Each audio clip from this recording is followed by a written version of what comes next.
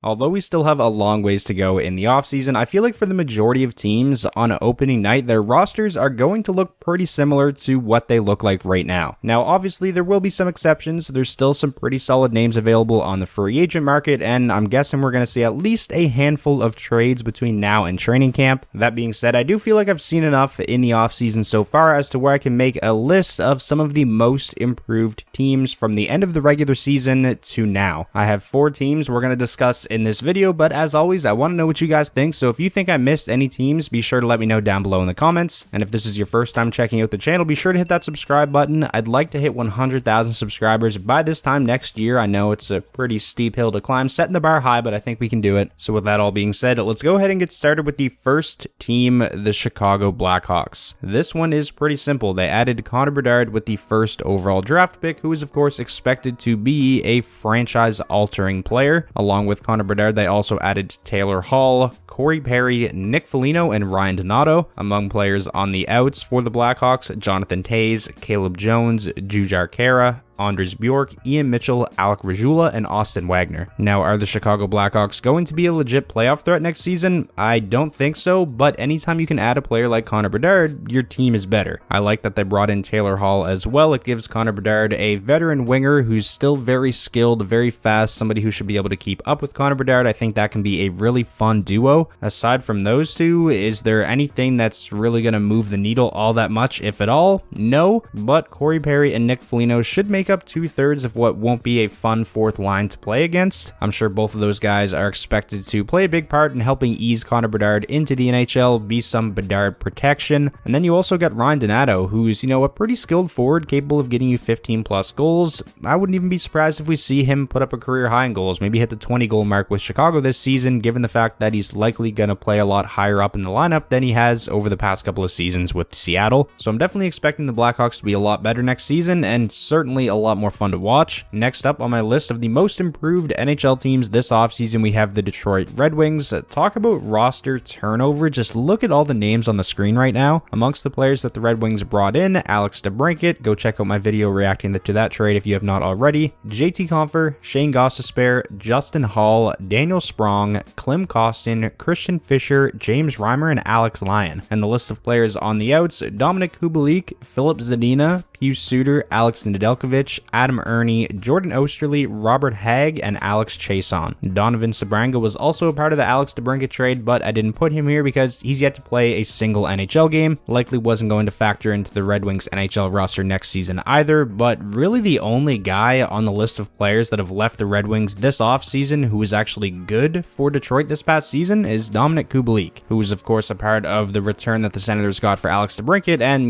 that's a trade the Red Wings make 10 out of 10 times. I'm certainly skeptical about some of the contracts that Steve Yzerman signed to bring in some of these free agents, guys like Justin Hall and JT Compher, but when you don't factor in cap hit, contract length, or anything like that, you just look at the list of players on the left and the list of players on the right, I mean, it's night and day. The Red Wings are a much better team on paper right now than they were at the end of this past regular season. Is this a playoff team? I wouldn't go out there and say that they're a lock to make the playoffs, but they definitely should be in the hunt. I mean, they were this past season really until around the trade deadline, and then they started to fall out of the race, which led to them moving Bertuzzi and Hronek. So we'll see what happens, but I'm really excited to see how this team translates from, the on-paper roster to the on-ice product. If any of you are interested in my more in-depth thoughts on the Red Wings free agency signings, I made a video last week breaking down every single one, so you can go and check that out if you have not already, along with the DeBrincat trade reaction. But now let's move on to the next most improved team of the offseason. I have the Carolina Hurricanes. This might be a little bit of a controversial pick. Players that they brought in included Dmitry Orlov, Michael Bunting, and Brendan Lemieux, who was just recently signed. Amongst the players that are on the outs, Shane Gostisbehere, who obviously signed to Detroit, Jake Gardner, Pacioretty, Andre Kasha, Jesse Puljujarvi, Paul Stastny, Derek Stepan, and Calvin DeHaan. Looking at this list of players, in terms of depth, yeah, they may have gotten a little bit weaker in that aspect, but I don't think depth was really ever the issue for the Carolina Hurricanes. It was, the top end talent. They haven't been able to get over the hump in the playoffs. The Jesse Puljujarvi, whole experiment didn't really work out, so I don't think they're going to miss him. Calvin DeHaan is a depth defenseman, easily replaceable. Paul Stastny, Derek Stepan, they're bottom 6 centers at this point in their careers. Jake Gardiner hasn't played a game in 2 seasons now. Max Pacioretty obviously only played 5 games with the Hurricanes this past season. Ondrej Kase only suited up for 1 game. When you factor in everything that I just mentioned, I don't think any of these subtractions are going to be of much consequence to the Hurricanes. I do feel like they might miss Ghost a little bit. I feel like he was a really good fit there, was a nice trade deadline addition, but what you lost with Ghost leaving in free agency, you get a lot of that back with Dmitry Orlov, who I think is certainly a better overall two-way defenseman. The Hurricanes signed one of the best defensemen and one of the best forwards on the free agent market this summer, Michael Bunting. He's a legit top 6 winger, a good complimentary guy, and Orlov, of course, is a legit top 4 defenseman. I think both of the contracts that they signed are more than fair as well. None of them I don't expect to be a hindrance to the Carolina Hurricanes in the next couple of seasons. The Hurricanes were also able to re-sign some pretty important players. I know they're not included in this because they're just returning to the team. It's not necessarily new players that Carolina brought in, but they are able to bring back Antti Ranta and Freddie Anderson on very reasonable deals. They brought back Jesper Foss, who's a fan favorite there. Obviously, the captain, Jordan Stahl, signed an extension. I absolutely love the offseason that the Hurricanes have had so far. I definitely feel like they are one of the most improved teams. And now for the final team we're going to talk about in this video. Again, if you guys think I missed anybody, let me know down below in the comments and give me your reasons why. But the final team I have on my list is the Columbus Blue Jackets. The significant pieces that were brought in: Adam Fantilli. I think they got an absolute gift being able to select a player that talented 3rd overall. That's not to say Anaheim made the wrong decision taking Karlsson 2nd, but I feel like Columbus was ecstatic when Adam Fantilli fell in their lap at number 3. Damon Severson, the Blue Jackets traded for his rights way earlier in the offseason, signed him to an extension. Obviously, Damon Severson was supposed to be probably the most sought after defenseman on the UFA market, and then also defenseman Ivan Provorov, who came to Columbus in that 3-team deal with the Kings and the Flyers. And then when you look at what the Columbus Blue Jackets lost, really nothing of consequence. The only 2 players that got into a significant amount of games for the Blue Jackets this season that won't be on the team next season: Gavin Bayreuther and Kevin Connaughton. Kevin Connaughton being a part of that 3-team deal. I expect Columbus to be significantly better next season than they were this past season because of some of these additions, and also hopefully they're going to be a lot healthier. I'm really interested to see if Adam Fantilli is going to make the jump to the NHL right away, if he's going to factor into the Blue Jackets roster this season. I said this in my NHL draft review video. I'll say it again. I think Adam Fantilli is exactly the kind of player that the Columbus Blue Jackets needed, a legit top-line center. I think he's going to be unreal, and after adding Damon Severson and Ivan Provorov, that now gives Columbus a projected top 4 next season of Zach Werenski, Damon Severson, David Juracek, and Ivan Provorov. I know Provorov's last few seasons in Philadelphia haven't really went well, but I do feel like a change of scenery is definitely going to be helpful for Ivan Provorov. He shouldn't have to play, 24, 25 minutes a night in Columbus when you look at the rest of their top 4 compared to what he was playing with in Philly. Blue Jackets fans, I think, should be really excited about this team, not just heading into this upcoming season, but for the future as a whole, because I think it's a very bright one. Now, one thing that isn't listed here is, it's kind of an addition. I mean, they have a new head coach, and it's Mike Babcock, who obviously has a,